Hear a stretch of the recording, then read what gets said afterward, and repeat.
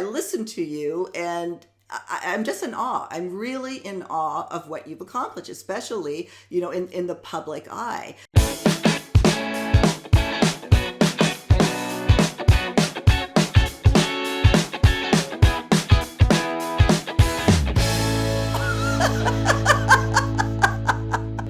Thank you so much for joining us today on Second Act TV. Today I am just so excited and honored to introduce you to our guests, soap opera legends Bill Hayes and Susan Seaforth Hayes, otherwise known as Doug and Julie Williams on NBC's Days of Our Lives. Thank you so much for joining me today. Thank you, Silka. Delighted to be here. Well, like I said, I'm just so excited, and I told you when we were talking off camera, what you've accomplished is nobody else has done what you've done. For those who actually don't know Bill and Julie. See, it intertwines, which is going to be part of the interview. Bill and Susan, they're on the longest running soap opera or serial drama on television. Days of Our Lives, I believe, is celebrating 56 years now. Right. Going into 57. Into 57, and you two have been there pretty much from the beginning. My character was in the pilot of the show, so she is considered a core character. She was an unhappy teenager, and now she's a great grandmother. So that's a wonderful thing about working on a soap, is that as you age, your character ages also. Yeah, and sometimes working on the soap makes you age faster than you expected. It's too funny. Well, and you, what your fans, even some of your fans, and maybe certainly some of my viewers don't know, is that, well, you guys play a married couple. Yeah. You married in real life. You were Yes. married in real life. You met on this set. Yes, you had that iconic first kiss on the set. Were Yeah. married 4 years later, and 2 years later got married on the show, and 16 million people watched. Yes. It was a big day for a lot of people. That was a wonderful kiss, I tell you. Yeah, it was a big kiss. It was a great kiss. Billy had come out of a long marriage, and his wife had ended it, and Bill had taken custody of their 5 children and had left New York, come out west, dropped his children off with his parents in Arizona, and was touring all around the United States making money. And this was not a satisfactory life for his parents or the kids. So he said to his agent, "Get me a steady job somewhere. I need Anything. to be home every night for dinner." I need to be home every night." And then he shows up cast in the show with other people to work with. You weren't working with me for a long time. That's right. I didn't get to work with Susan for a couple of months. And then when you did, Yes, my world changed completely. it was wonderful. What a wonderful life. Yeah. You just hit 3 of the points that I really want to explore in this interview. And one is, well, a spark. How important is a spark? Is chemistry right away important? Do you build the relationship? This comes up a lot in our show when we talk about starting over again, the whole online dating and people not giving anybody else a chance if they don't like the picture, or they have the first date and there is no spark. When really, if you look at marriages, most women especially will report that the spark develops. Talk to me about that. Looking at Bill, everybody sparked. He walked into a room. He was so beautiful. His singing voice was so beautiful.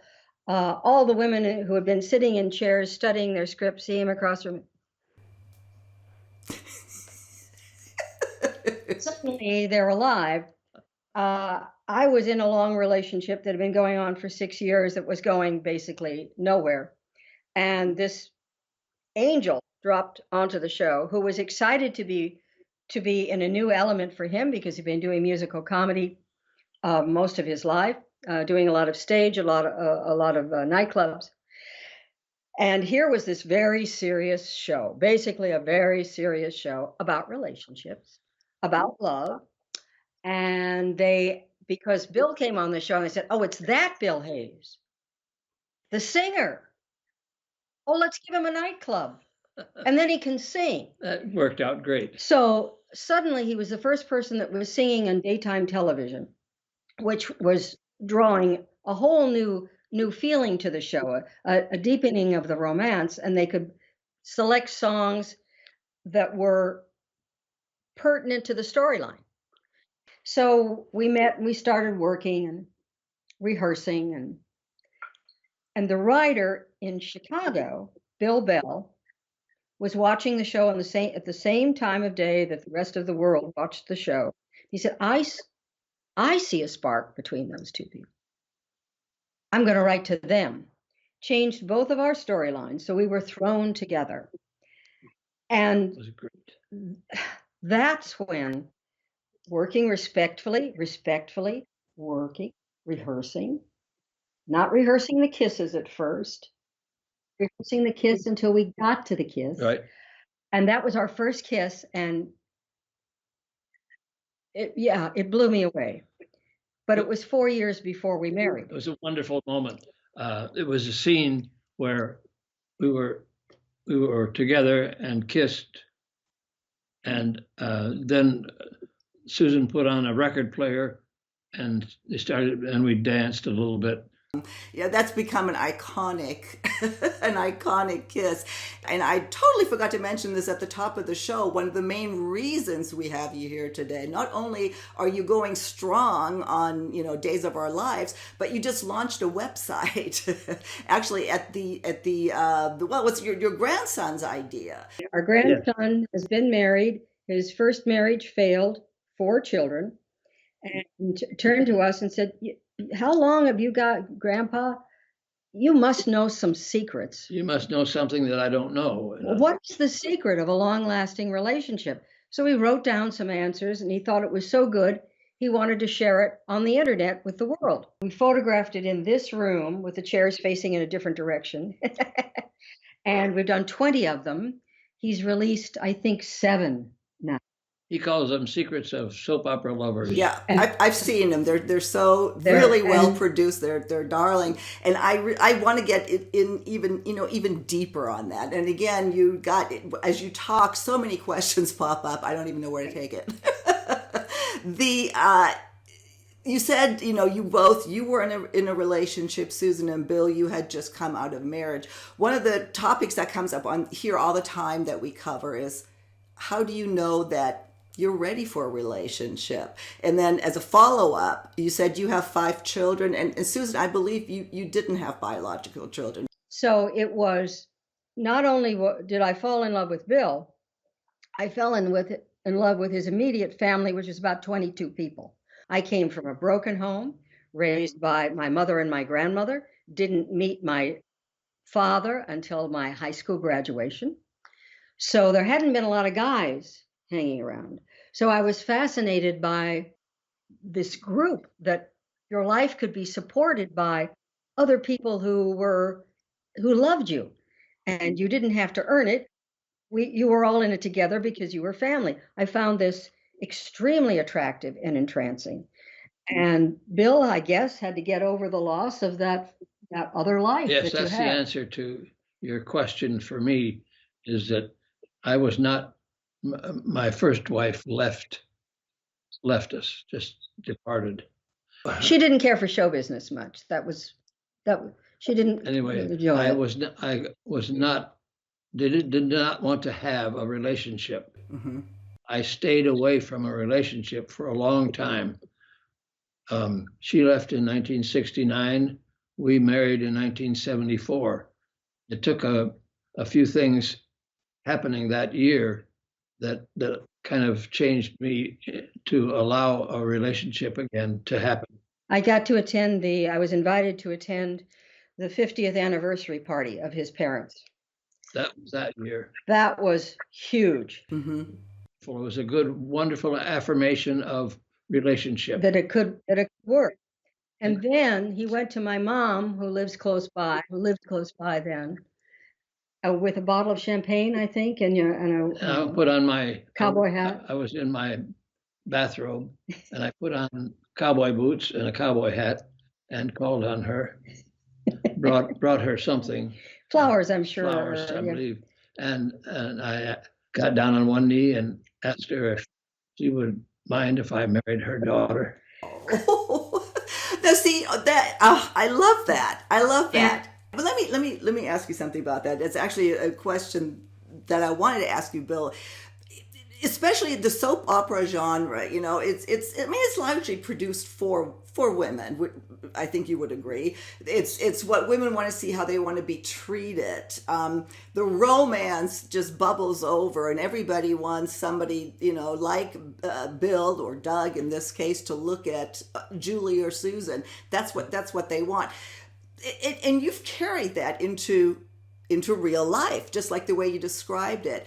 Do you think that's, well, one, is that unusual? Because that's a big question that women on our show have, and men for that matter, is romance. How do you get romance going? I mean, do you think you had that because of your history, because of being on a soap opera, or just, you know, being a big star anyway, where you play these roles? You know, is playing these roles, does that help? Does it with real life? That may have helped a little, but basically, I'm in love with Susan. yeah, I'm not in love. Yeah. She's a romantic. I'm a romantic. We enjoy doing things that are, I would call romantic.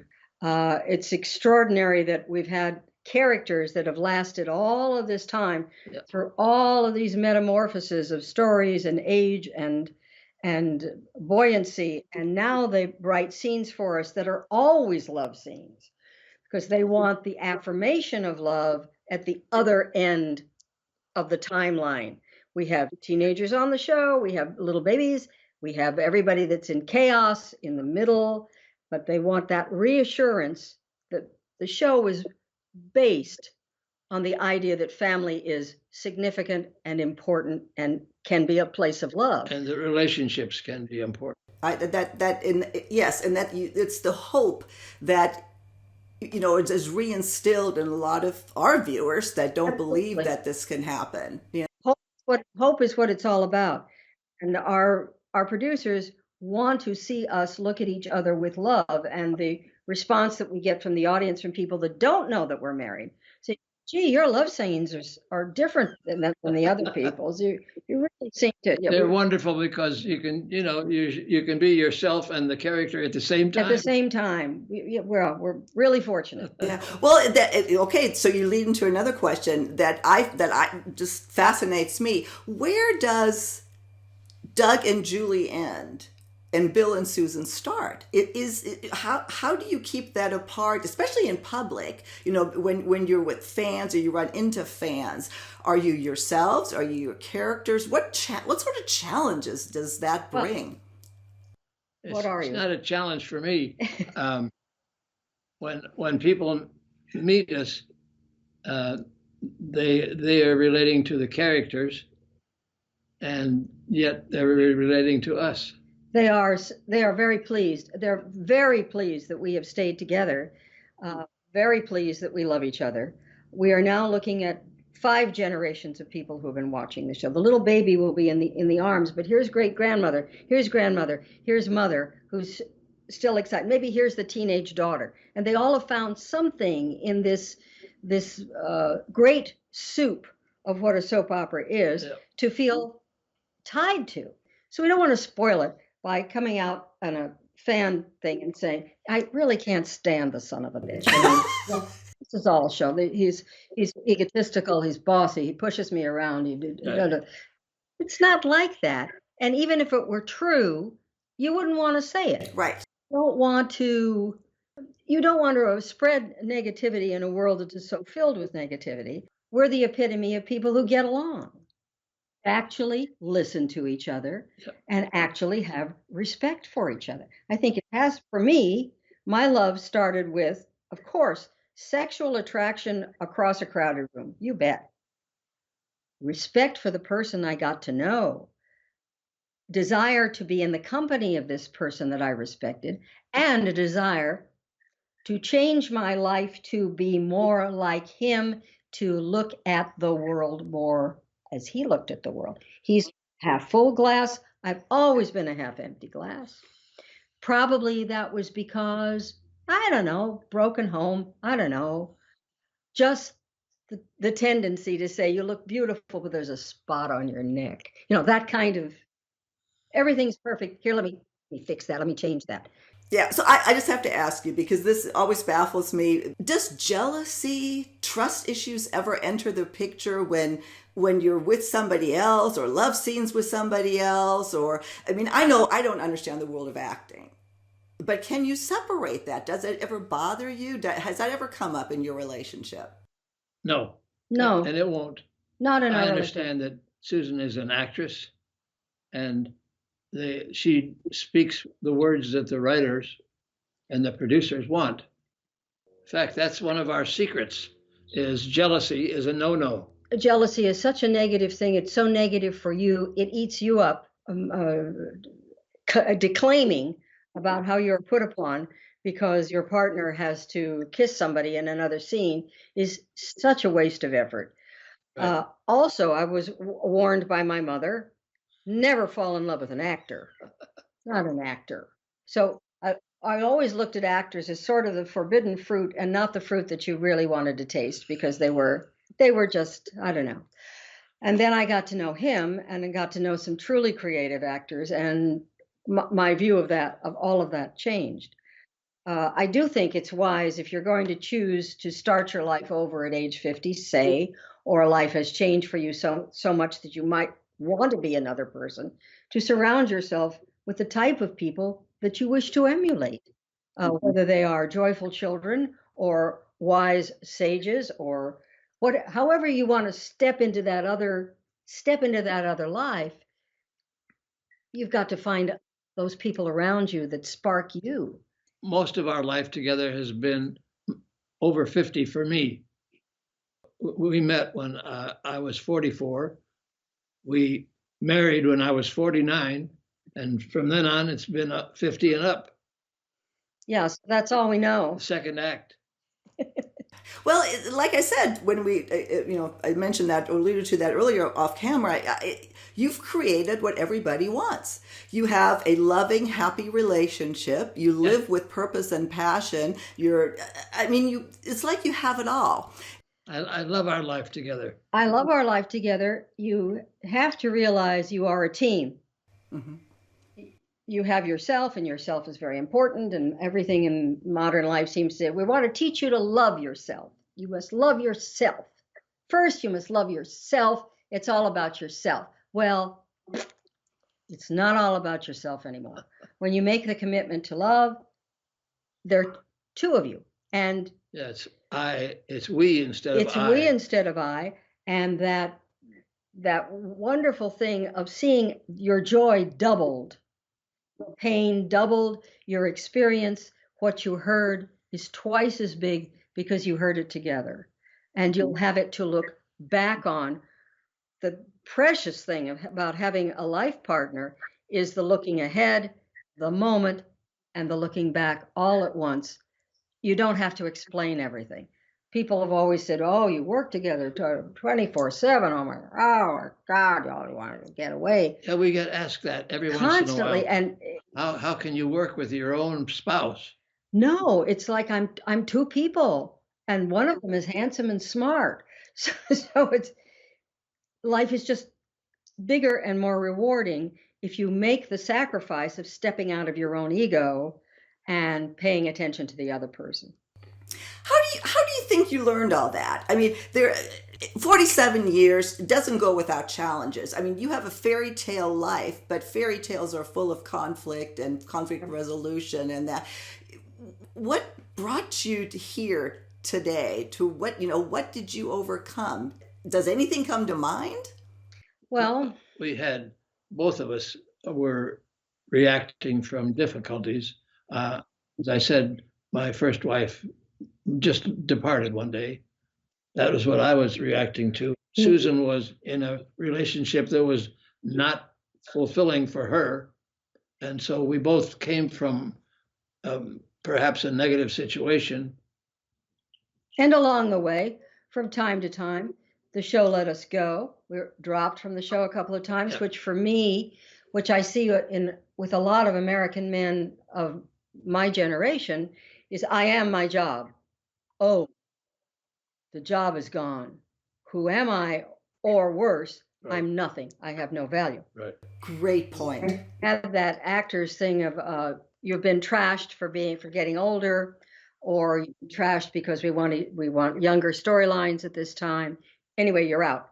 So we've had that simultaneously and had to discover other ways of doing what we do with as much joy as we had when you could see what was on the calendar for the next year. We were dropped into a situation where our business manager said, "Stop spending anything.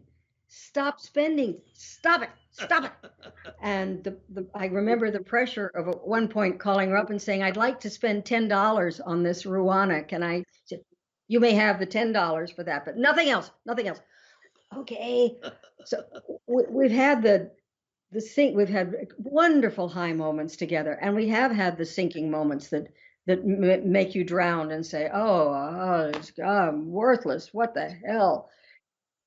Bill has, of course, handled it better than I did, and watching him handle it, here's an example of how to get over yourself. He's always been able to get over himself with such grace, and never name calling, never blame, never angry. I still get angry. He doesn't get angry. I did an interview this morning, and it was on the green flags of a relationship. How do you know that your partner, these are, we always talk about red flags, but what are the green flags? Like, this is going to be a great relationship. And you just, like, you point out all of them. You have all of them. It's just, I listen to you, and I'm just in awe. I'm really in awe of what you've accomplished, especially, in the public eye.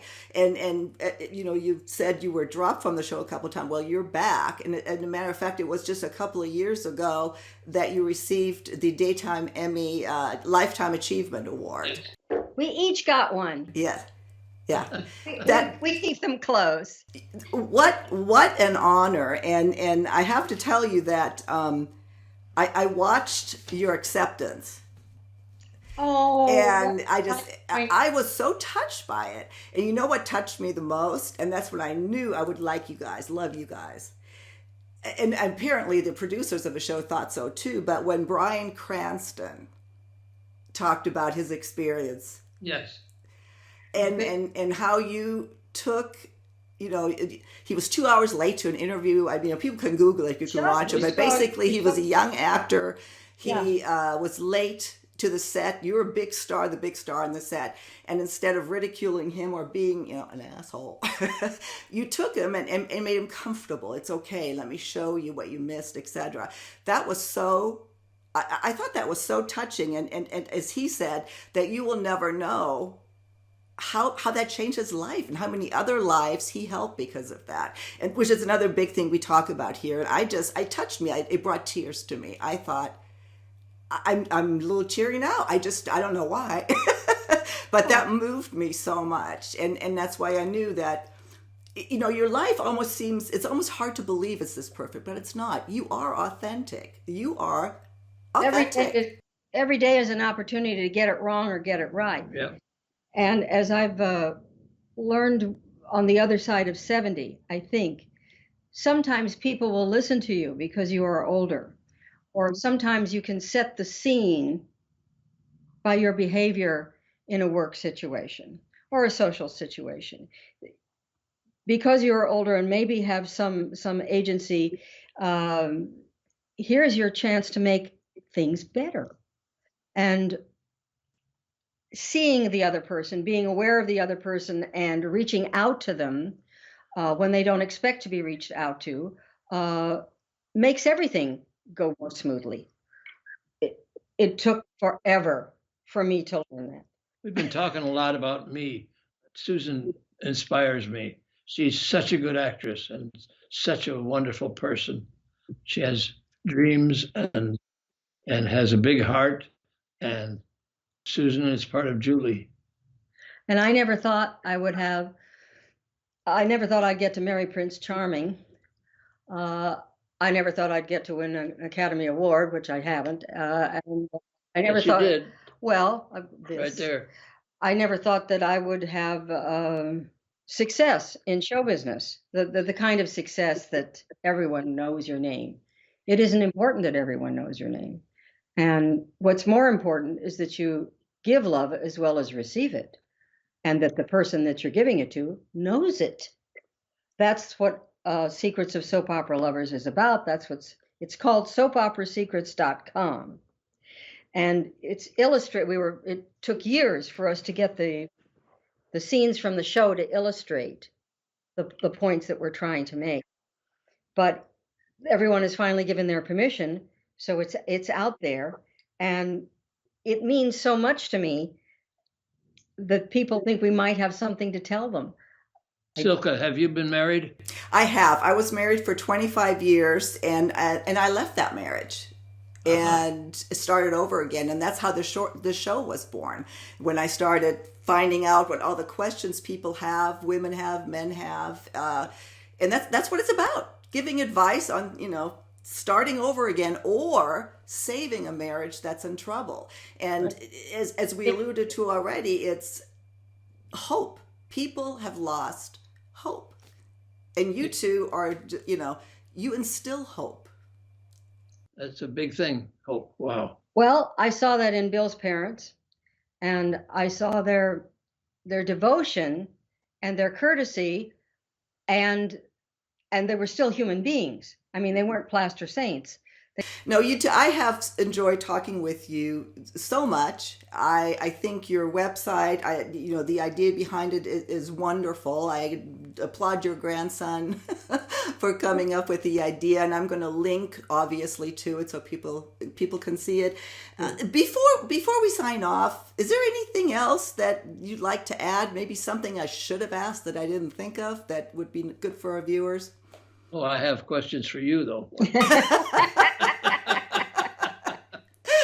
Well, my question. Yep. We had a producer once on the show named Al Rabin, who had a wonderful marriage, and he did life counseling from his temple in addition to working with actors. Imagine. And he would say, "Oh, you don't really know about love until you've been married a long time. Love takes a long time." And for us, it's getting better, and if possible, because we are fading physically, because that's just the way it is. Billy's 96. The intimacy becomes extremely intense and beautiful. I mean, now when we play a scene and we say to each other, "I love you," our eyes fill with tears. It's true. Because We did one yesterday. We did one yesterday where it was kind of about the thank you for still being here, and thank you for tomorrow too. Yeah, beautiful. I got to say I love you yesterday. It was wonderful. Just thank you so much for your time. I so enjoy talking with you. I'll let you know when this airs so you can I'll send it to you. We'd like to see it. Yes. Oh, absolutely. Absolutely. And again, I will link to your website. Make sure you turn into Days of Our Lives. Yes. And at some point, if you want to, I would love to have you back for another interview on Second Act TV. Okay, we can talk about breakfasts or other things. Bye-bye. You guys have a good day. Bye, sweetie. Thank you, Silka.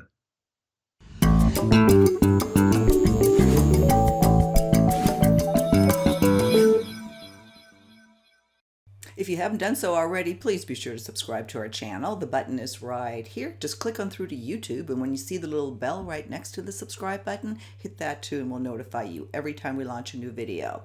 See you next time.